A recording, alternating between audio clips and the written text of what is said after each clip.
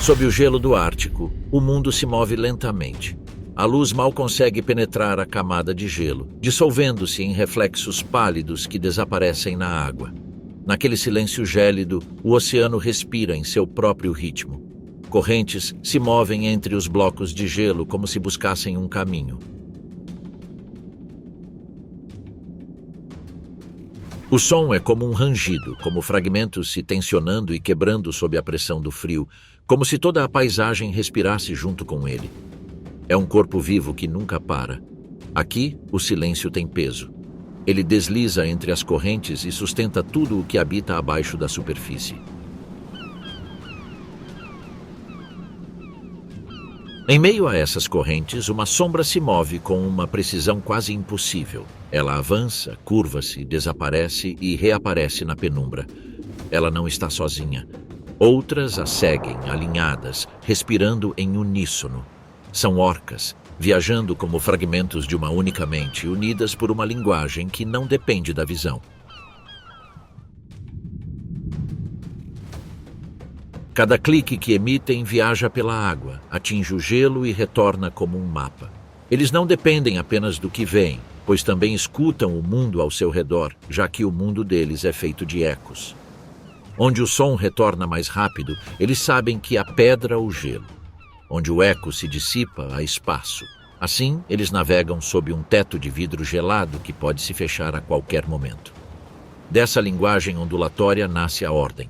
O grupo avança em formação cerrada. Não há um líder aparente, embora as decisões fluam sem problemas. Na frente, as fêmeas mais velhas abrem caminho, medindo cada metro com as orelhas. As mais jovens seguem o ritmo invisível que as mantém unidas. É uma dança sem música, ditada pela pressão da água e pela memória do clã. O ritmo os guia para cima, onde o gelo impõe seu próprio limite. O gelo estala quando elas chegam à superfície. As orcas se revezam para vir à superfície e respirar, usando as mesmas aberturas que se formam no gelo. Cada subida é breve e calculada, uma coreografia precisa que conserva a energia do grupo. O vapor sobe no ar frio e, por um instante, o oceano e a atmosfera parecem respirar ao mesmo tempo, antes de tudo voltar a mergulhar no silêncio. Quando o eco daquele sopro se dissipa, o mundo sob o gelo recupera sua calma. A água retoma seu pulso e, entre as sombras, algo vibra, fraco, mas persistente. A líder feminina para. Ela emite um clique curto, depois outro e espera. As outras a imitam, repetindo o padrão. Os sons atravessam as camadas de água, ricocheteiam no gelo e retornam com um leve eco, como se atingissem algo macio, quase vivo, do outro lado da superfície. A poucos metros de distância, uma foca respira em uma fenda aberta. Sua respiração forma uma nuvem que se dissolve no ar gélido. Eles não a veem, não a cheiram, mas a sentem. Cada bolha de ar, cada golpe do corpo contra o gelo, é uma vibração que as orcas traduzem instantaneamente. O grupo se organiza. 2 indivíduos se afastam pelas laterais, enquanto outros 3 descem, descrevendo um arco sob a foca. Não há velocidade nem agitação. É cálculo. O mar se adensa. A água vibra com a oscilação dos sons que se entrelaçam. Nessa coreografia, o ataque não é improvisado, é construído. A foca continua respirando, alheia ao que acontece embaixo dela. Mais uma respiração e seu corpo relaxa. A orca-mãe posiciona-se diretamente abaixo. Seus olhos escuros e serenos fitam o céu. O branco do gelo reflete-se em sua testa. O grupo aguarda um sinal. Ele o emite com um leve movimento da nadadeira caudal. Então a água se inflama. Um turbilhão de bolhas sobe, envolvendo a foca em uma cortina líquida. A superfície treme. Mas o ataque nunca acontece. A foca escapa por uma borda, deixando apenas o vazio e o eco de sua fuga. O grupo não se dispersa. Nenhuma das orcas reage com frustração. Elas simplesmente se viram e se realinham. A caça não era um ato de fome, era uma lição. O eco da fuga se dissipa. Sobre o gelo, a luz começa a afundar. A noite desce como uma maré lenta, envolvendo o oceano em sombras. As orcas permanecem juntas quase sem se moverem para a frente. Seus corpos escuros se confundem com a água e apenas o som fraco de sua respiração quebra o silêncio. O movimento se transforma em um ritual, um deslocamento constante e suave que lhes permite descansar sem dormir completamente. Metade da sua mente está vigilante, a outra metade sonha. Nesse equilíbrio impossível, elas flutuam sob a superfície, sincronizadas, como se compartilhassem um único pensamento. Às vezes emitem um único estalo, uma breve nota que se dissolve entre as camadas de água. Não há resposta, apenas o eco. É a maneira que encontram de nos lembrar que não estão sozinhas. O tempo passa incontáveis sob o gelo. A corrente os embala com um ritmo ancestral e o oceano respira ao seu redor como se velasse por seu repouso. Ao longe, o gelo murmura e a escuridão começa a dissipar-se.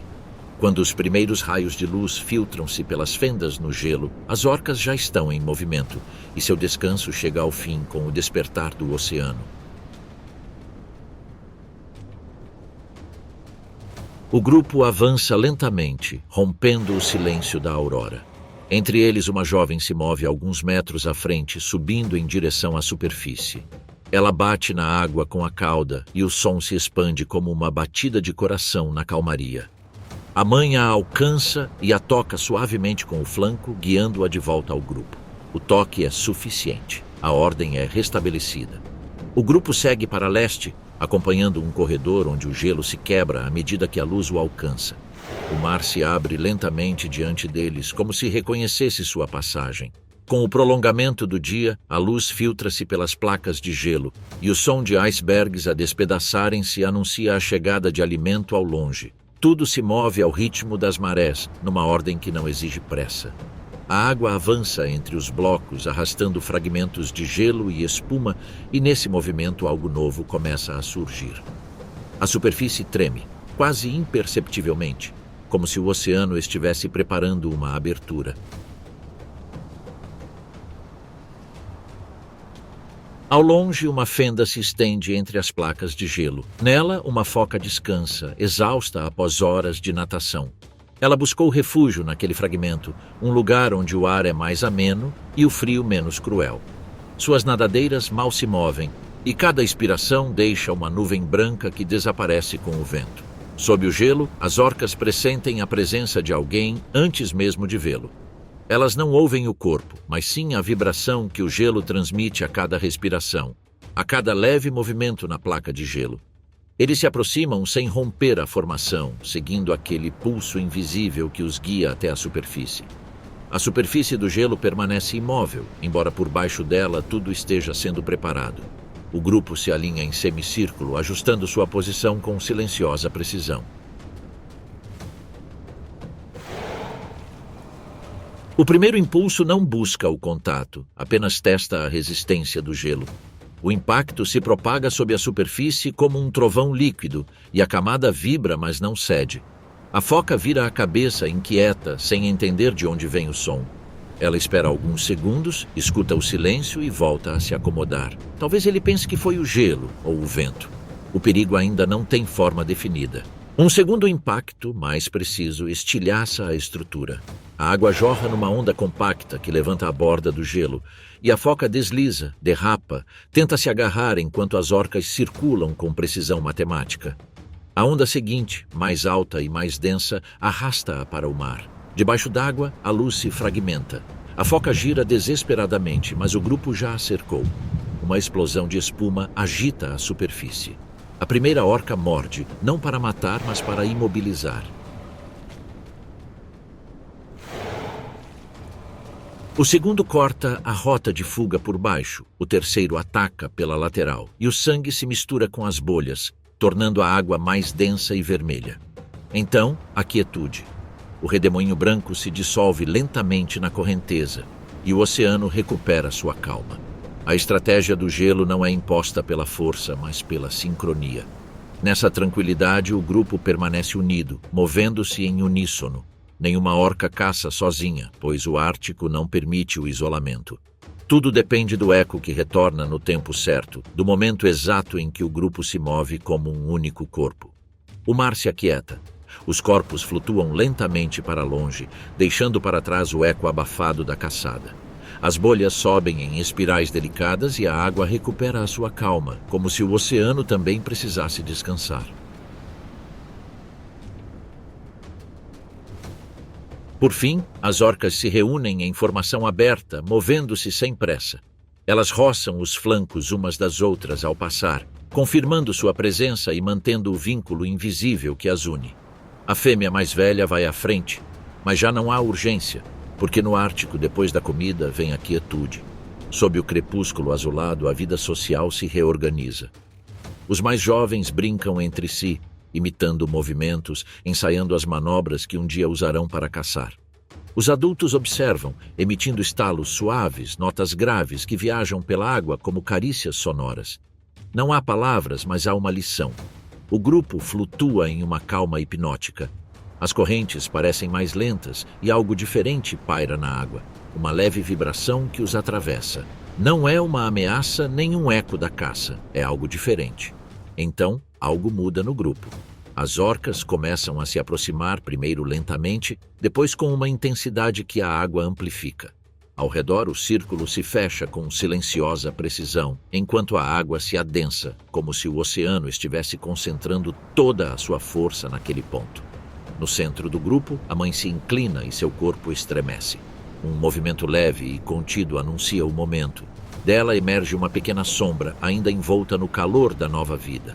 A água estremece, a luz se fragmenta e o filhote é libertado, descendo apenas alguns metros antes de ser recebido. Uma das fêmeas a impulsiona para cima e o grupo acompanha sua ascensão como se todo o oceano participasse do esforço. A superfície se abre. Ela emerge da água e respira. Pela primeira vez, o mar a reconhece como parte de seu próprio ritmo. Lá embaixo, o grupo permanece reunido, a mãe se aproxima, toca-a com o focinho e a reconhece. A corrente é repleta de pulsações profundas, cliques suaves, vibrações que soam como canto, mas não são. É algo mais antigo, algo que a água compreende sem palavras. E enquanto o oceano silencia mais uma vez, a pergunta paira no ar gélido. Que outro caçador se atreveria a desafiar o reino das orcas nessas águas agitadas? Em meio às sombras líquidas, uma figura desliza com uma calma que não promete paz. Seu corpo longo e flexível se move sem esforço, quase sem tocar a água. A pele manchada se confunde com os reflexos do gelo, e os olhos escuros e frontais parecem medir tudo. Nessas águas, poucos animais ousam desafiá-lo. Ele é um caçador que não precisa de matilha, nem de velocidade, nem de barulho, apenas de oportunidade. É a foca leopardo, o predador solitário do Ártico, mestre do controle absoluto sobre cada movimento. Por baixo do gelo, move-se silenciosamente, traçando um caminho invisível em torno de uma prancha à deriva. A corrente a guia, suave o suficiente para mantê-la em movimento sem esforço. Cada fenda, cada abertura de ar, fica gravada em sua memória. Acima, um grupo de pinguins se aconchega no gelo. São criaturas confiantes e metódicas, certas de que o perigo já passou. Mas no Ártico, o perigo nunca desaparece, apenas espera. Entre eles, uma fêmea se destaca do grupo. Ela está caçando há horas, coletando pequenos peixes para alimentar seus filhotes que a aguardam entre as rochas. Ela não percebe que, sob o gelo que estala sob seus pés, um olho a segue na escuridão. A foca permanece imóvel, escondida sob o gelo. Ela não precisa se mover. Deixa sua presa se aproximar por hábito, não por descuido. Em seu mundo, a paciência decide quem vive e quem morre. O silêncio reina sobre a água. Nada se agita, nada rompe a superfície. Apenas um tênue rastro de ar denuncia a espera. Uma bolha se desprende e sobe lentamente. Um segundo depois, a água explode num clarão repentino. A foca irrompe das profundezas com uma velocidade impossível. Seu corpo se curva ao emergir e sua boca se abre em uma linha precisa. Os dentes longos e afiados agarram o pinguim num único movimento. O grito da ave se perde na água e um redemoinho de bolhas marca o fim do ataque. À distância, o grupo de pinguins reage imediatamente. Gritos agudos cortam o ar enquanto o grupo se dispersa em todas as direções, mergulhando desajeitadamente entre os fragmentos de gelo. Em segundos, a praia está vazia. Uma mancha avermelhada se espalha pela superfície. A foca emerge com a presa entre as mandíbulas e a sacode com força contra o gelo. O som é agudo, definitivo. A água fica vermelho sangue e pequenos fragmentos flutuam entre os estilhaços de gelo. De longe, algumas aves começam a se aproximar, atraídas pelo cheiro metálico do alimento. Satisfeita, a foca permanece imóvel na borda do gelo. Ao seu redor, a água conserva um leve tom avermelhado e algumas penas escuras rodopiam lentamente na correnteza. Sua respiração torna-se profunda e lenta. O vapor de seu hálito sobe e se mistura com a névoa, enquanto o gelo volta a cercar a trilha. Por um instante tudo parece parar. Apenas o vento se move, carregando poeira de gelo pela superfície. A foca semicerra os olhos, como se estivesse procurando no reflexo da água algo que ainda não compreende totalmente. Naquele brilho trêmulo, sua silhueta se divide. Metade sombra, metade luz. Por trás dessa imagem forma-se uma pergunta invisível, suspensa entre o ar e o mar. O que leva o caçador solitário a aperfeiçoar sua arte até que a sobrevivência se torne indistinguível da solidão? O vento acalma e o gelo volta a cobrir a superfície. Sob essa barreira, o oceano guarda a resposta, escondida entre correntes que nunca cessam de se mover. No horizonte, o Ártico se estende como uma planície sem fronteiras. O silêncio não é vazio, é matéria viva. Cada bolha que sobe parece intencional, cada sombra que cruza o gelo tem um propósito. Nessas águas extremas, onde a temperatura determina quem respira e quem não respira, a foca leopardo representa a forma mais precisa que o Ártico encontrou para suprir sua fome. Porque seu corpo não foi criado para a velocidade, mas sim para a eficiência na caça. Sua força está concentrada nas nadadeiras dorsal e traseira, que o impulsionam com um único movimento capaz de conservar energia mesmo nas águas mais densas. Seu movimento não é reto, mas ondulatório. Cada curva aproveita a resistência da água como se ela fosse uma aliada. Ela consegue parar, virar e avançar em uma única sequência fluida sem criar turbulência. Essa precisão transforma a imobilidade em camuflagem e o movimento em uma emboscada. Este design encontra equilíbrio no pescoço longo e flexível que lhe permite reagir ao menor reflexo, seguir uma sombra e corrigir o seu curso com precisão cirúrgica. No momento final do ataque, essa flexibilidade se combina com a força da mandíbula. Os dentes curvos e serrilhados completam a ferramenta. Quando morde, não rasga, torce. O movimento espiral atravessa a carne com a precisão de uma lâmina de gelo. Cada dente encaixa-se no seguinte, prendendo a presa e não lhe dando escapatória. Não há frenesi nem desperdício, apenas mecânicas perfeitas que transformam a caçada em uma sequência precisa. Nada é supérfluo, nada falta. Sua pele, manchada em tons de cinza e escuro, reflete os flocos de gelo. De longe, sua silhueta desaparece. Essa invisibilidade é sua maior vantagem. A água a encobre, a corrente a arrasta sem que ela precise se mover. Apenas seus olhos denunciam sua presença, dois pontos fixos que brilham com a paciência de quem não tem pressa. Essa imobilidade no olhar é consequência direta de uma anatomia projetada para a perseguição. Com essa vantagem física, a espécie desenvolveu uma estratégia de caça bastante singular. Em um ambiente onde o alimento podia ser escasso por semanas, esse predador precisava superar a falta por meio de métodos metódicos e solitários. Caça silenciosamente, sem ruído ou pressa, e não compartilha território nem ajuda outros. A solidão deixou de ser uma falha e tornou-se sua principal ferramenta. A precisão que o define não é uma característica individual isolada, mas o resultado de gerações que aperfeiçoaram a técnica de perseguição. Ela descende de uma linhagem de caçadores humildes, focas que antes se alimentavam de peixes e krill. Mas o tempo, a escassez e o frio moldaram seu destino. Apenas aqueles capazes de morder com mais força, esperar mais tempo e se mover com menos esforço conseguiram persistir. Os outros foram deixados para trás, enterrados sob séculos de gelo. Assim nasceu o caçador solitário. Não por escolha, mas por necessidade. Há algo ancestral em seu olhar. Não crueldade, mas puro cálculo. Cada decisão obedece à lógica da sobrevivência. Não há espaço para erros. Cada deslize é pago com fome. Sob o gelo, a foca se move como uma sombra líquida. Cada movimento de suas nadadeiras é calculado, cada curva de seu corpo responde à forma da água. Não nada, desliza, não caça, lê. O ambiente é uma linguagem que só ela entende, as vibrações de um peixe distante. A mudança de pressão quando um pinguim emerge, a distância entre o ar e a presa. Na superfície, outras focas descansam juntas, compartilhando o calor do grupo. Ela não. O isolamento é tanto sua defesa quanto sua ruína. Se ela se aproximar de outros, será rejeitada ou atacada. Sua reputação se espalha mais rápido que sua sombra. Quando a fome o obriga a se deslocar, o oceano se torna seu domínio. Ao contrário das orcas, que se comunicam e caçam em grupo, a foca-leopardo não precisa de aliados. Cada movimento que ele faz é uma estratégia meticulosamente elaborada. Sua força reside não na cooperação, mas no controle absoluto. Mas essa perfeição tem um preço. Durante as horas em que o mar está calmo, a foca se acomoda em um pedaço de gelo e permanece imóvel. Sua respiração é lenta, quase imperceptível. A luz azulada do sol polar tinge seu corpo com tons metálicos. Por um instante, ela parece dormir, mas não está. A calma é seu refúgio e também seu limite. O horizonte, imenso e vazio, não reflete nenhum som.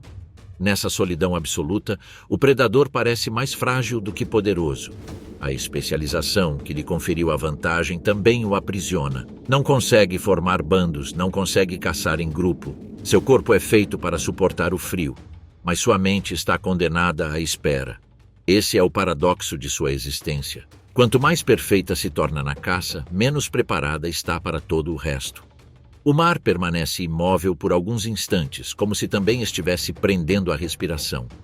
Por um momento parece que o oceano lhe pertence novamente, embora nada no Ártico seja absoluto. Tudo que reina, reina por um instante. O silêncio se estende entre os icebergs, e sob esse silêncio pulsa uma pergunta. O que acontece quando o predador se torna a presa? Sob a superfície, o mar guarda um murmúrio profundo, quase uma pulsação. A foca-leopardo pressente isso antes mesmo de ouvir. Não é som nem sombra. É uma vibração que se propaga pela água e atinge todo o seu corpo.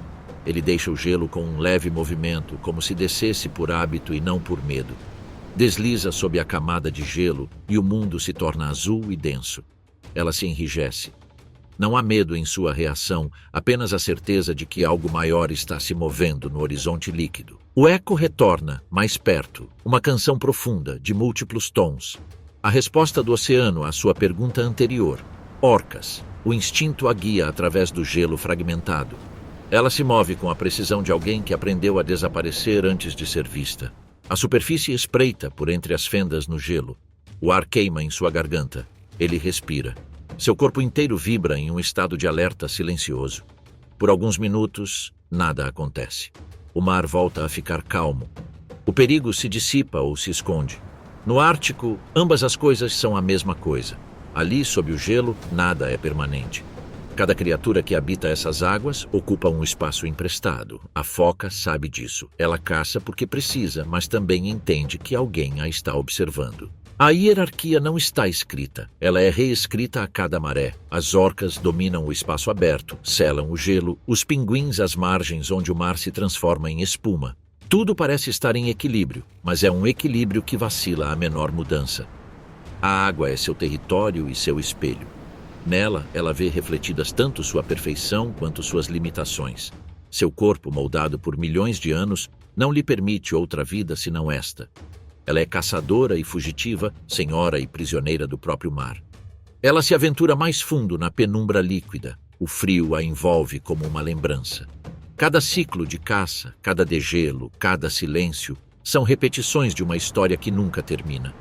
Entre as fendas no gelo, um brilho tênue atravessa a escuridão.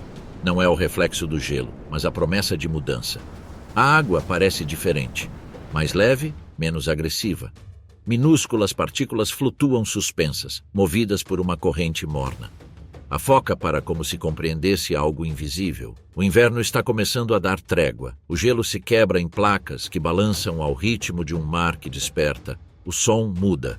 Não é mais um lamento profundo, mas um murmúrio. As temperaturas sobem apenas alguns graus, mas neste mundo isso é suficiente para alterar o destino de milhares de criaturas. O sol, que durante meses mal tocou o horizonte, agora surge com determinação. A nitidez dura mais tempo, o ar fica repleto de reflexos na superfície. Para a foca, mudança não significa alívio. Onde o gelo derrete, as presas se dispersam.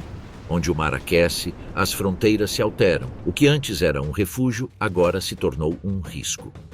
Nada no Ártico celebra o verão. Simplesmente se adapta a ele. Ela se deita de costas em uma plataforma que em breve deixará de existir. Ao seu redor, o gelo range com um som abafado como um coração cansado. No horizonte, o mar começa a abrir novos canais que se estendem até onde a vista alcança. Feche os olhos por um instante. O ar está mais suave, a luz menos fria. Por um momento você parece descansar, mas é apenas a calmaria que precede a mudança. O equilíbrio se repete inúmeras vezes. O caçador sobrevive, mas não domina. Sua força é temporária, mas sua permanência é uma ilusão. Cada movimento é condicionado pelo que o gelo decide preservar ou revelar. Ao pôr do sol, a foca mergulha de volta na água. Sua forma desaparece em meio aos reflexos dourados. O mar a envolve novamente, como se ela nunca tivesse estado ali. Mas quando o gelo derreter e o sol voltar a brilhar, o que restará de um reino construído sobre o frio? Num piscar de olhos, o sol decidiu deixar de se esconder. Durante semanas a fio, sua luz permanece suspensa acima do horizonte, girando lentamente, como se o tempo tivesse se esquecido de seguir em frente. No Ártico, o verão não tem noites, apenas uma claridade contínua que obscurece as sombras e altera o ritmo de todos os seres vivos. Sob aquela luz infinita, as criaturas começam a se mover. Algumas prosperam, outras se escondem enquanto o gelo recua para as bordas e revela uma terra que por alguns meses parece despertar. A tundra floresce com um verde breve e efêmero, mas o suficiente para que o ciclo da vida recomece. Nas bordas do gelo, as águas se separam.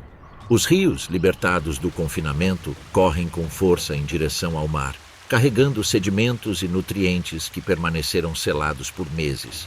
Nessas correntes, o plâncton revive, e com ele retornam os peixes que alimentarão milhares de espécies, enquanto as costas se enchem de movimento e focas comuns emergem em grandes grupos para ocupar praias e bancos de areia que antes eram inacessíveis. Durante o inverno, a sobrevivência os obrigou ao isolamento sob o gelo e em águas profundas, onde o frio limita todos os movimentos, mas agora o calor muda as regras e os corpos se agrupam. O contato é possível novamente e a época de reprodução começa. As fêmeas, após uma gestação de quase 11 meses, dão à luz na areia molhada, onde os recém-nascidos respiram pela primeira vez sob um sol que ainda lhes é estranho. O ar é fresco, mas o tempo é curto. No Ártico, o nascimento não é um começo, mas um alívio. Cada cria depende do calor que logo desaparecerá, de um ambiente que concede apenas alguns meses de trégua antes de se fechar novamente. A vida floresce contra o relógio, sustentada pela urgência do verão. À distância, os machos patrulham a costa, atentos a qualquer intruso da sua espécie. Não estão à procura de caça, mas sim de manter o espaço que o verão lhes proporciona. Encarando-se mutuamente, erguem os pescoços, arqueiam os corpos e emitem grunhidos profundos que se misturam ao som das ondas. Às vezes, perseguem-se por alguns metros. Outras vezes, simplesmente se observam até que um ceda e mergulhe. São duelos breves, quase cerimoniais, onde a força é medida pela resistência e pelo olhar. Durante o verão, a competição é definida pela presença, não pelo derramamento de sangue. E os confrontos se dissipam antes de se transformarem em violência. A tensão não se dissipa, ela se transforma. Aqui, a violência não desaparece, apenas muda de forma. O conflito se transforma em uma linguagem ordenada, um acordo que evita o desgaste. Num lugar onde cada ferimento pode custar energia, calor ou tempo, lutar até a exaustão seria uma sentença de morte. A força se demonstra ao conter o sofrimento. Nenhum dos dois busca destruir o outro. Basta ser visto, afirmar-se no espaço por um instante. Sob a aparente calma, cada movimento responde a uma lei mais antiga que o gelo, uma lei que dita quem pode permanecer quando a abundância acaba. Mais adiante, no alto dos penhascos, os araus retornam. Depois de meses sobre o oceano aberto, cada um encontra o mesmo fragmento de rocha onde nasceu. Não há marcas visíveis, mas a memória do vento os guia. A jornada foi longa, milhares de quilômetros através de um mar que nunca parou. Eles retornam finos, cobertos de sal, mas precisos. Toda a colônia parece vibrar em uníssono. Corpos escuros, asas estreitas, gritos agudos que ecoam no ar com um eco insistente. O penhasco se transforma em uma cidade viva. Cada fenda, cada saliência é ocupada por um casal que se reencontrou após meses separados. De longe tudo parece caótico, mas dentro daquela multidão existe uma ordem invisível. Cada pássaro conhece o seu lugar e nenhum voo é acidental. Durante esse breve período, o Ártico se transforma em um turbilhão de ruídos e movimentos. Os céus fervilham de vida. É a estação da abundância, mas também da pressa. Correntes de ar quente levantam poeira salgada, e os pássaros as leem como um mapa, seguem-nas, viram e retornam. Cada movimento, cada grito responde ao pulso da comida. Abaixo deles o mar se abre em lampejos prateados. Cardumes de peixes sobem seguindo as correntes de crio, e pássaros mergulham, cortando a superfície com precisão cirúrgica.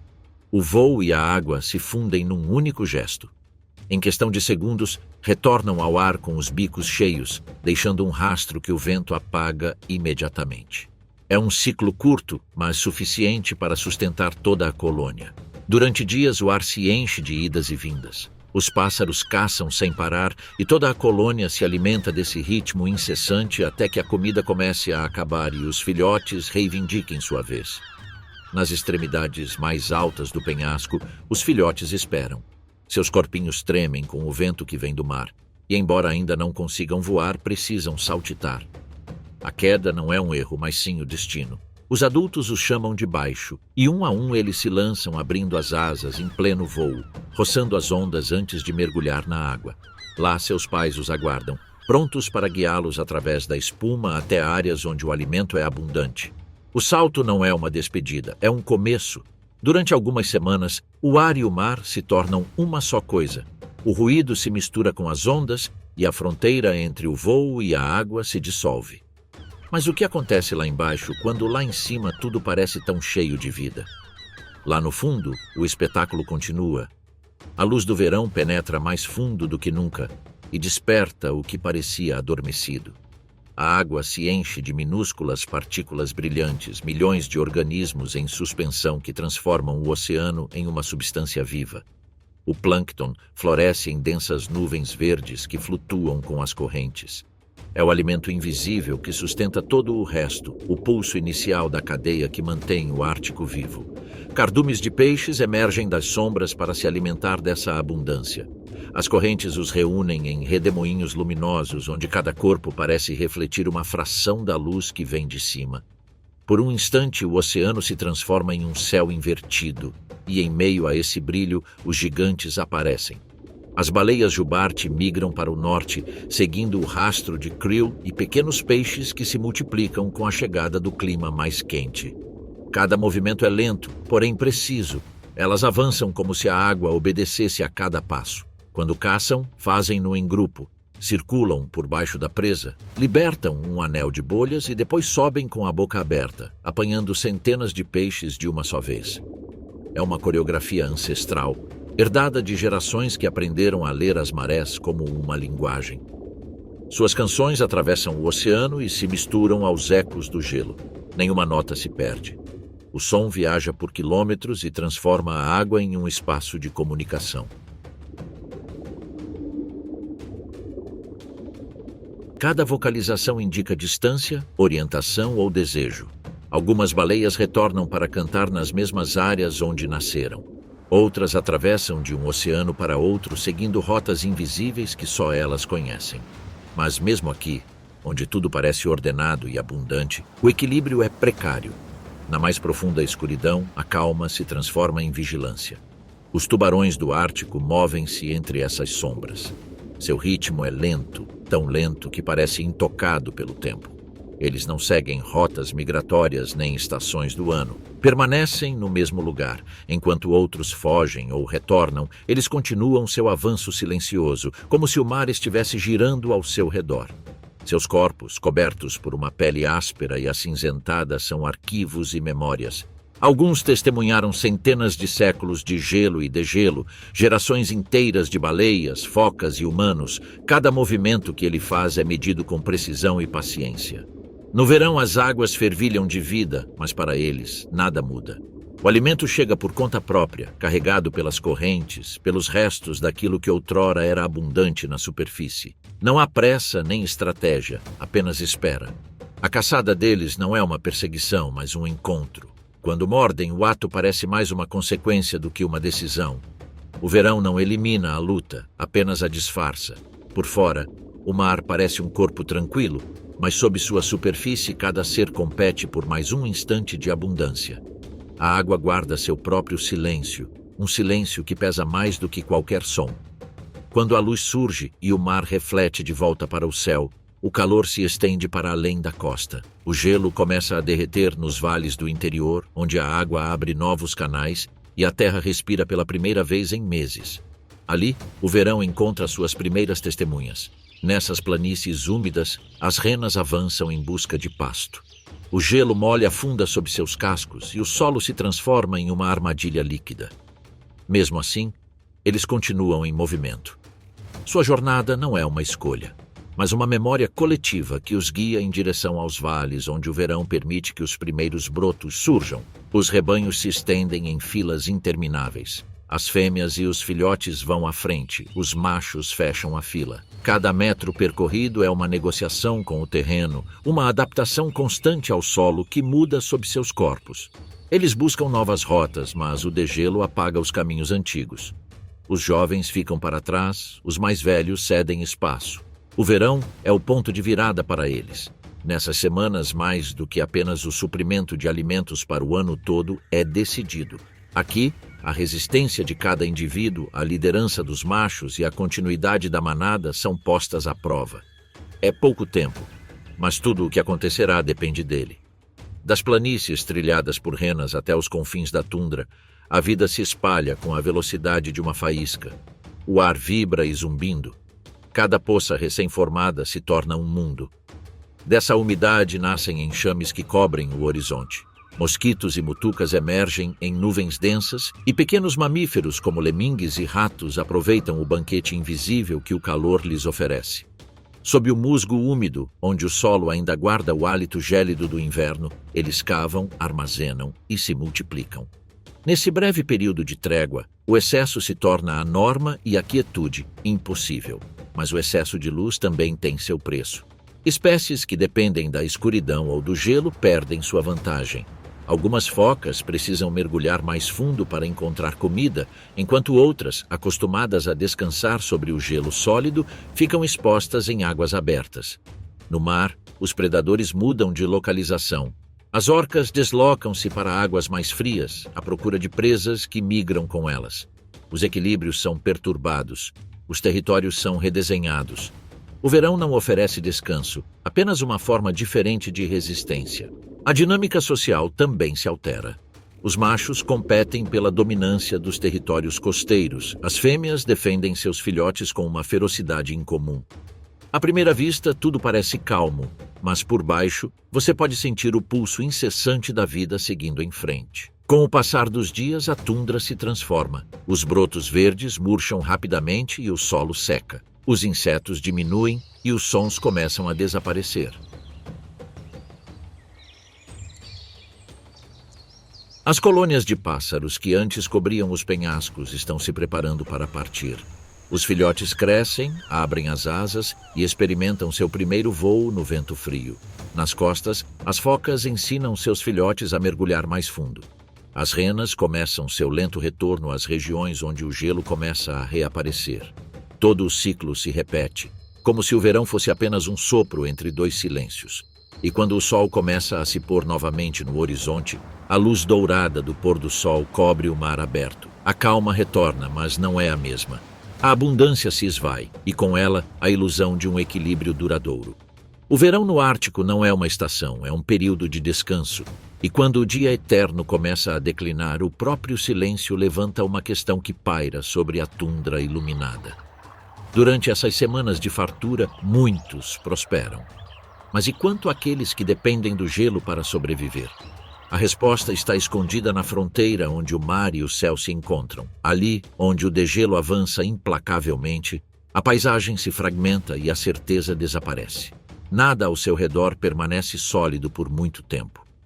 O gelo que antes conectava baías com canais agora flutua em fragmentos que giram sobre si mesmos e se separam com a maré. O urso polar se move em linha reta, porque a linha reta é a única coisa de que ele se lembra. Nadar não é nada de extraordinário para ele.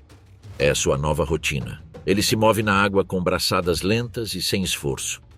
A cada braçada ele mede uma distância que nunca termina. Sob o brilho plano do dia que nunca se apaga, o mar se torna uma planície sem limites, onde não há caminhos nem aromas a seguir. Por vezes ele encontra repouso numa placa tão fina que parece um espelho.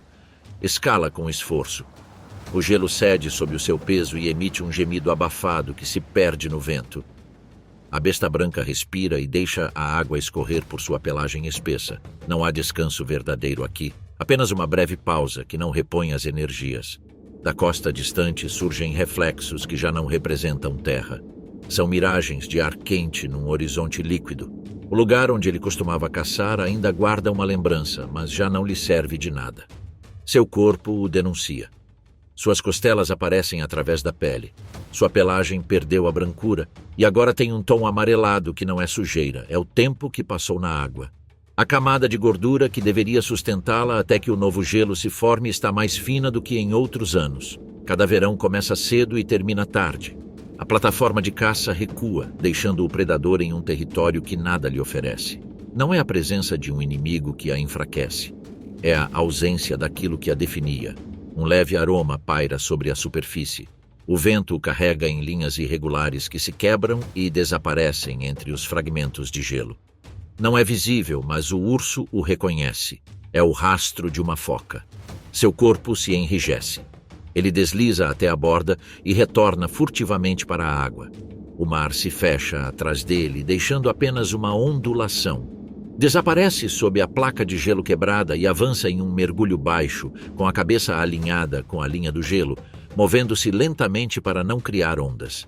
Cada metro ganho depende de a borda não ranger prematuramente, porque a caça exige uma imobilidade que o verão não respeita.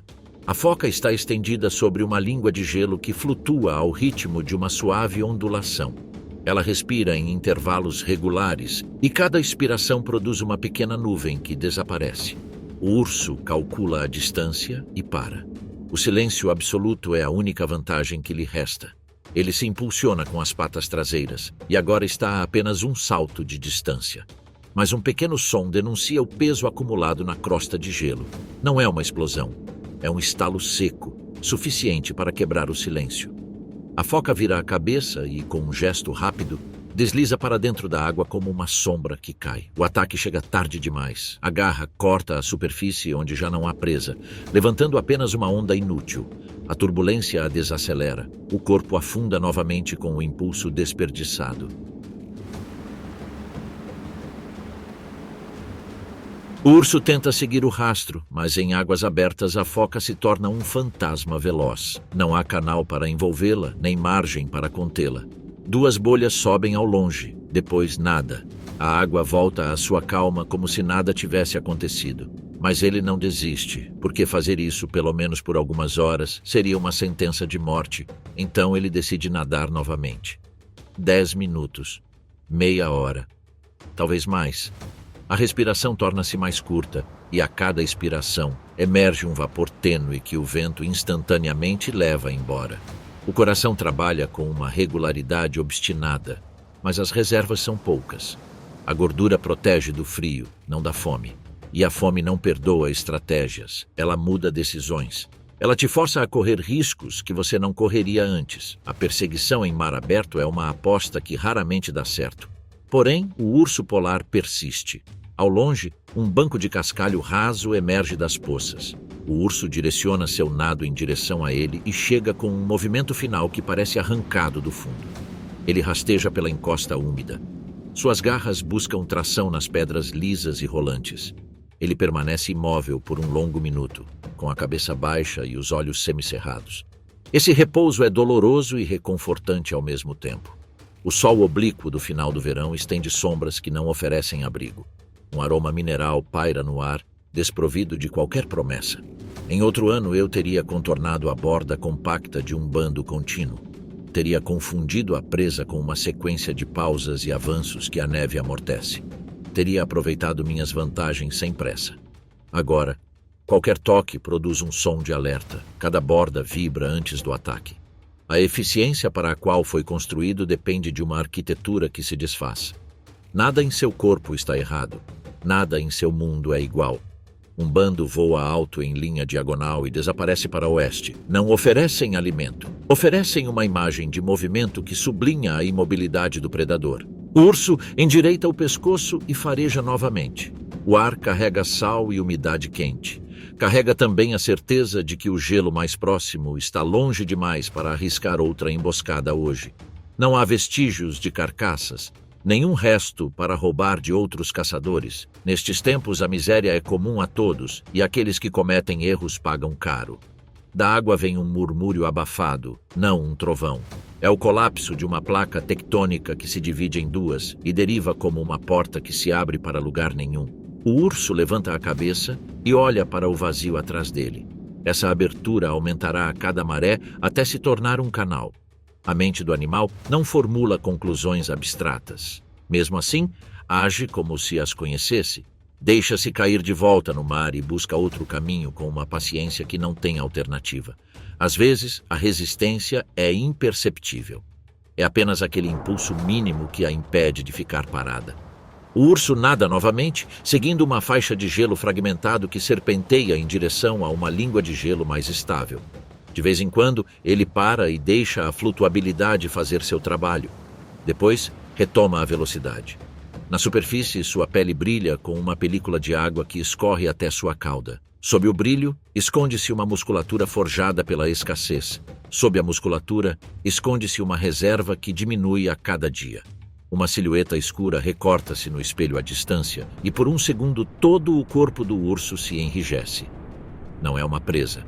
É outro urso se movendo na direção oposta, com aparência semelhante. Magro, silencioso. Os dois animais se encaram sem se aproximar. Não adianta discutir sobre algo que não existe. Cada um segue seu próprio caminho. A solidão aqui não é uma escolha. É a única maneira de evitar conflitos quando a comida é escassa.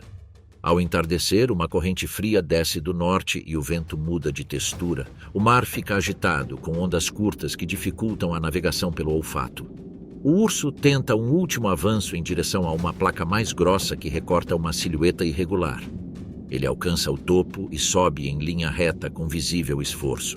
Deita-se para a direita para evitar colocar o peso duas vezes no mesmo lado. Fique imóvel com o nariz apontado para o vento. Respire fundo, expire e espere.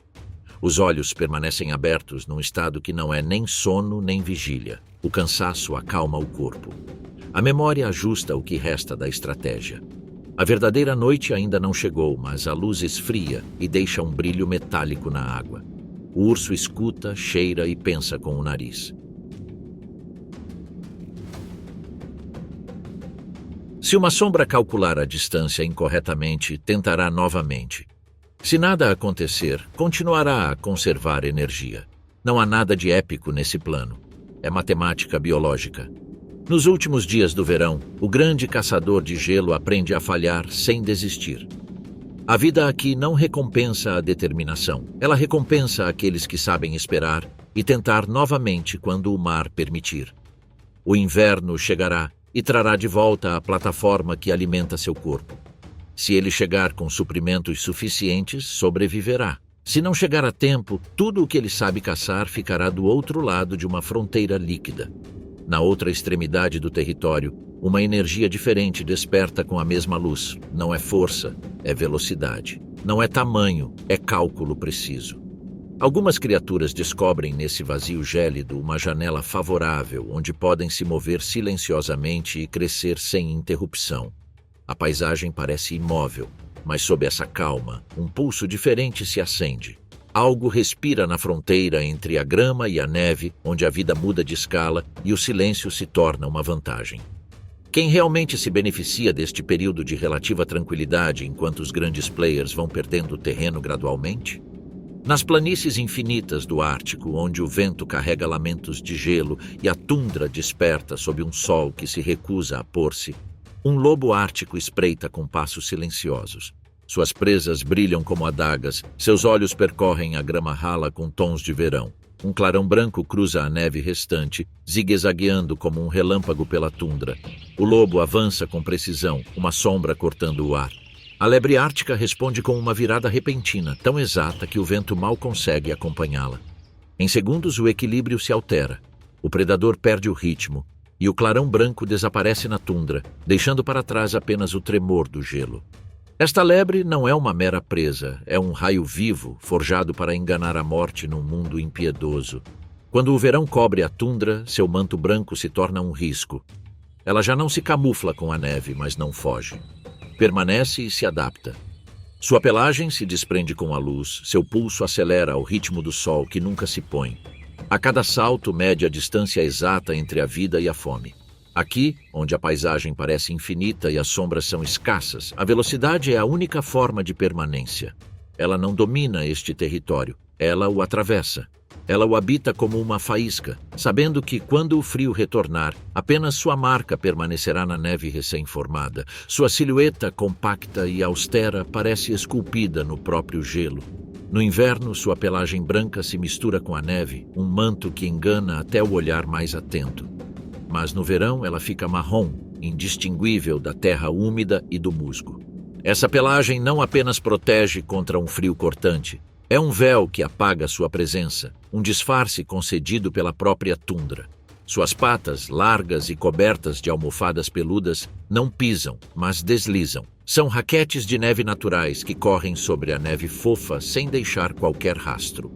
Seus olhos, bem abertos como faróis, detectam o menor movimento a centenas de metros de distância, enquanto suas orelhas, pequenas mas tensas, escutam o farfalhar de um lobo antes que o vento o abafe.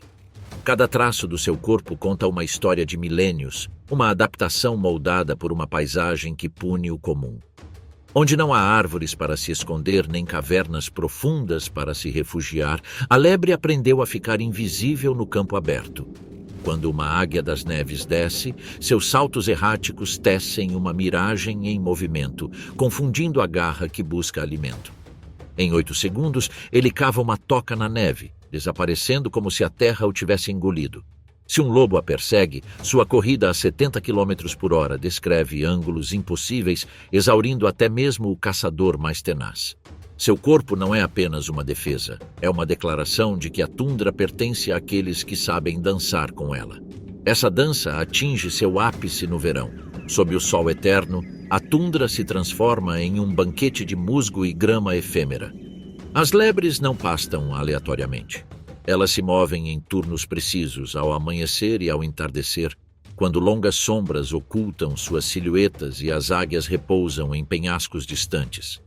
Cada mordida de musgo, cada gole de grama úmida é um ato de preparação, uma economia de energia que sustenta um propósito maior.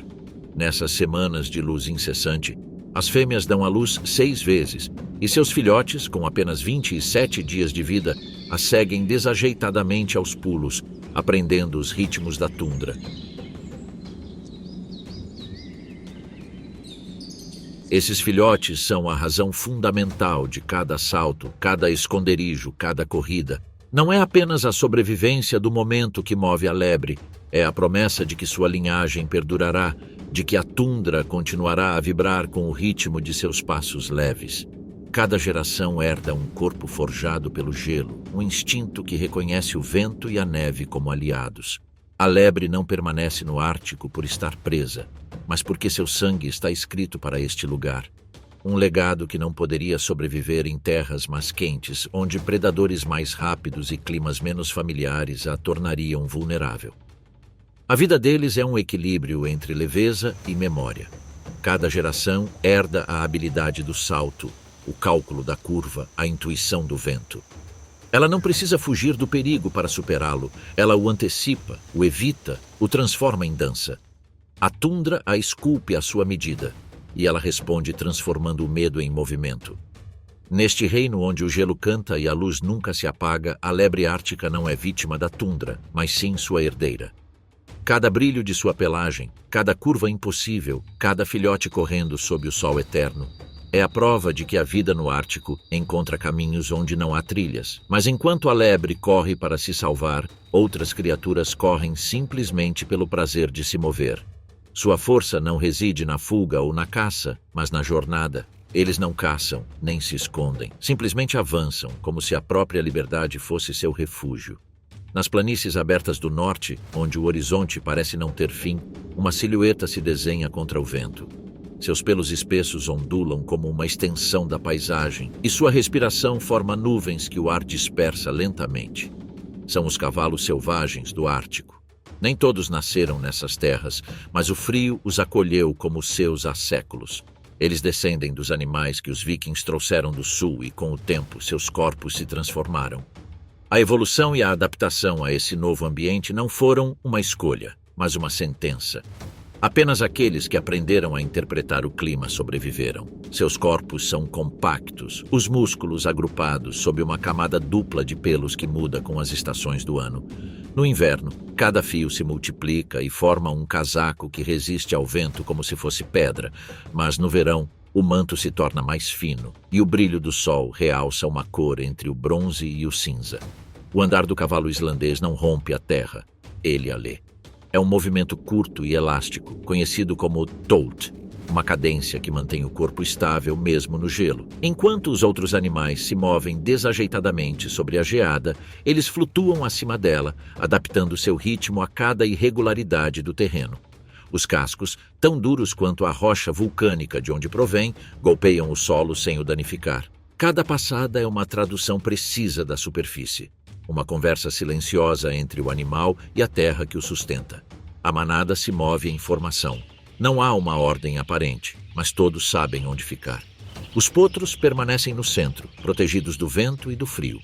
Nas extremidades, as éguas mais velhas ditam o ritmo. Na retaguarda, um garanhão fecha o grupo. Ele lidera não pela dominância, mas pela memória. Conhece os caminhos dos invernos passados, as rotas onde a neve amolece, os vales onde a grama ainda cresce sob o gelo. Quando o vento muda, ele levanta a cabeça e bufa. O som é o sinal que mantém a manada unida. Nas noites mais frias, seus corpos se aconchegam, crinas se entrelaçam, flancos se tocam e o calor é compartilhado livremente. Os filhotes buscam o abrigo de suas mães, e todo o grupo se torna uma única massa de vapor e movimento. Não há refúgio mais eficaz do que outro corpo vivo.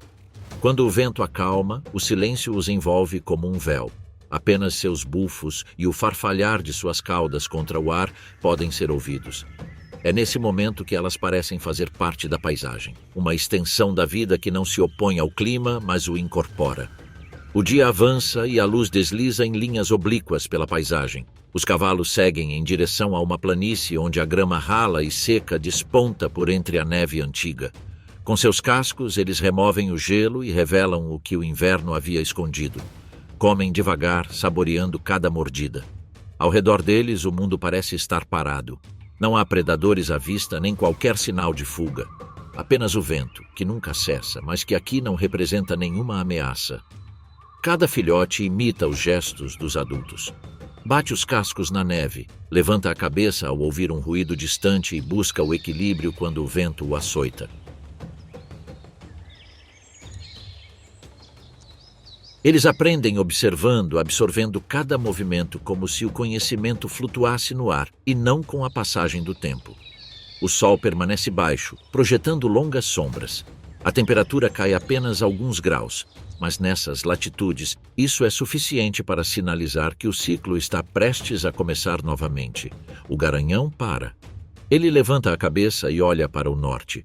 Não há perigo visível, mas o ar transmite uma mensagem que os outros ainda não percebem. Ele se vira e solta um mugido curto e gutural. As éguas o seguem sem hesitar. A manada muda de direção, como se obedecesse a uma lei que dispensa explicações. À medida que avançam, o solo escurece. A grama se mistura com cinzas e pedras. Fumarolas do subsolo liberam finas colunas de vapor. É a fronteira onde o frio e o calor se encontram. Ali, em meio à neve e à fumaça, os cavalos lembram figuras de um mito antigo. A cada passo, a terra respira com eles. Não há uma fronteira nítida entre o animal e o ambiente, entre a vida e o clima. Tudo se funde num equilíbrio silencioso. Não pertencem a ninguém, mas também não pertencem umas às outras.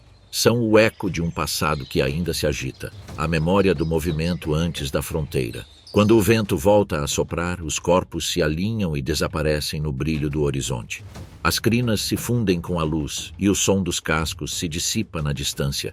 E à medida que a nitidez do verão começa a desaparecer, o ar fica imóvel por um instante, como se o mundo estivesse prendendo a respiração diante da mudança. Os rebanhos se dissipam na névoa. Resta apenas o som do vento sussurrando na relva que em breve voltará a congelar. O verão se despede sem dizer adeus. O ar perde o calor e os dias encolhem até parecerem breves sopros de luz. No horizonte, o sol deixa de nascer com força e se arrasta para debaixo de uma linha cada vez mais fria. Aqui não existem estações do ano definidas, apenas o ritmo da temperatura que determina quando um ciclo termina e o outro começa. Primeiro, o som muda. O mar, que durante semanas se manteve calmo e inquieto, começa a endurecer a sua voz. As ondas perdem sua massa, quebrando-se em fragmentos espumosos que congelam ao atingir a costa. Então, chega o silêncio. Aquele silêncio denso e branco que cobre tudo, como se o mundo prendesse a respiração antes de voltar a respirar. O frio não chega de repente. Ele avança sorrateiramente, descendo das camadas superiores do ar. Ela desce entre vales gelados e geleiras ancestrais, desliza sobre o mar e transforma a superfície num espelho quebrado. O que antes era água se transforma em cristal. O que antes era terra agora repousa sob uma crosta que não deixa pegadas. O Ártico está se reorganizando. Icebergs, fragmentos de montanhas em movimento, derivam com uma lentidão enganosa. Seu avanço é tão imperceptível quanto constante. Nas fendas da sua superfície, o vento assobia como um animal encurralado. O mar empurra-os, separa-os, une-os até que formem verdadeiras cidades de gelo flutuante. Cada bloco reflete a luz do sol baixo e o horizonte se transforma numa catedral translúcida. Vista de cima, a paisagem parece imóvel, mas sob essa quietude pulsa uma força incessante. O oceano nunca para de respirar, as geleiras rangem por dentro, o gelo se expande com uma pressão capaz de partir rochas. O Ártico não morre no inverno, na verdade, ele desperta. Os primeiros a notar a mudança são os caçadores do norte. O urso polar, que durante o verão nadava longas distâncias em busca de presas, está retornando para reivindicar seu território. As plataformas de gelo, antes ausentes, reaparecem sob seus membros. Ali, ele caça com precisão mais uma vez. Cada respiração se torna uma estratégia. O cheiro de uma foca sob a neve, o som de uma respiração distante. O frio, que para outros significa ameaça, para ele é um aliado fundamental para a sua sobrevivência. Nas bordas do gelo compacto, focas aneladas e focas barbudas emergem das fendas. Elas não buscam calor, mas sim segurança. Preferem o gelo sólido porque nele podem criar pequenas câmaras onde dão à luz e amamentam seus filhotes. Quando o gelo derrete, eles ficam vulneráveis. Quando o gelo retorna, a vida floresce. Mais para o interior, onde o vento leva embora os últimos vestígios de vegetação, a raposa do Ártico retoma seu território. Sua pelagem, que no verão ficava cinza e marrom, torna-se tão branca quanto a neve que a rodeia. A paisagem o oculta e o revela. Ele é uma sombra viva que se confunde com a luz. Cada passo deixa rastros que o vento apaga antes que alguém possa segui-los. Entretanto, o céu escurece com uma lentidão hipnótica. Os dias encurtam até deixarem de ser dias. O sol, cansado de circular abaixo do horizonte, rende-se à noite. A escuridão retorna, não como uma ausência, mas como uma extensão da paisagem. Ao entardecer, as auroras reaparecem. Surgem sem aviso, abrindo fendas de luz verde e violeta no gelo. Elas se movem como línguas de fogo que não queimam, iluminando o branco com um brilho que parece emanar da própria terra. São o sopro visual do inverno. O frio extremo atinge seu ápice. A 40 graus abaixo de zero, o ar deixa de ser invisível. Cada expiração torna-se tangível, cada som cristaliza-se no espaço antes de se dissipar. O tempo parece suspenso, como se o mundo estivesse aguardando um novo começo. E, no entanto, a vida persiste. Nas bordas das geleiras, pássaros resistentes fazem seus ninhos entre as rochas geladas. Nas profundezas do mar, onde reina a escuridão, minúsculos crustáceos e peixes bioluminescentes continuam sua rotina ancestral. Nada interrompe o pulso do Ártico, apenas altera sua frequência. Os grandes mamíferos marinhos movem-se sob a superfície, seguindo rotas invisíveis ditadas pela temperatura da água. As baleias retornam do sul, atraídas pelas correntes ricas em alimento que o inverno concentra. Em um mar que parece calmo, a abundância renasce sob o gelo. Acima do solo, o ar se torna mais denso. Os sons se distorcem, o sopro do vento se torna mais curto e o horizonte recupera sua clareza cristalina. Em um dos lugares mais hostis do planeta, a vida não apenas sobrevive, ela prospera. Cada criatura, desde os minúsculos crustáceos que pulsam sob o gelo até as focas que caçam ao entardecer, é o resultado de uma adaptação paciente que levou séculos para ser aperfeiçoada. Alguns organismos reduzem quase a velocidade a ponto de parar completamente, conservando energia durante meses de escuridão. Outros aprendem a interpretar a pressão da água, a direção do vento ou a textura do gelo para antecipar o que está por vir. Nada neles é acidental. Cada sentido, cada reflexo é uma resposta precisa a um ambiente que não permite segundas chances. As criaturas que habitam este território não sobreviveriam em nenhum outro lugar. Sua pelagem, que as protege aqui, as tornaria lentas em outros locais. O calor os exauriria, a abundância os enfraqueceria. No Ártico, eles não estão presos, eles pertencem àquele lugar. Cada fibra, cada órgão, cada reflexo foi moldado pelo frio até atingir um equilíbrio exato. Em cada corpo, a adaptação tornou-se forma e propósito. Pele, audição, olfato, músculos e pulso respondem a uma única lei, uma ordem silenciosa que só o gelo compreende. Dessa lei nasce o instinto. Não é impulso, mas precisão. Uma inteligência que não reage, ela antecipa. Ela prevê o invisível, mede a distância entre a vida e o erro e se ajusta antes de falhar. Sob a aparente imobilidade do gelo, essa lógica persiste. Não há acaso, apenas adaptação. Cada espécie é uma equação perfeita, resultado de séculos que transformaram a necessidade em equilíbrio. É a evolução transformada em paisagem, a memória biológica do Ártico, que aprendeu a respirar em temperaturas impossíveis. Assim, a Terra recupera sua forma mais pura. Tudo retorna ao seu lugar. O que o verão dispersou, o inverno reúne. O que a luz espalhou, a noite ordena. O equilíbrio não é por acaso, é memória. Todo o Ártico se torna um único organismo. As geleiras pulsam, o vento respira, o mar pensa. Nada se opõe a ele. Nem o frio, nem a vida, nem o silêncio. Tudo coopera numa harmonia que só o inverno consegue sustentar. E à medida que o gelo se fecha sobre o mar, o frio revela a sua verdade. Não é vazio, é patrimônio. É a forma como o Ártico preserva aqueles que aprenderam a permanecer. Sob a neve, o pulso do mundo continua a bater, aguardando o próximo sopro de luz.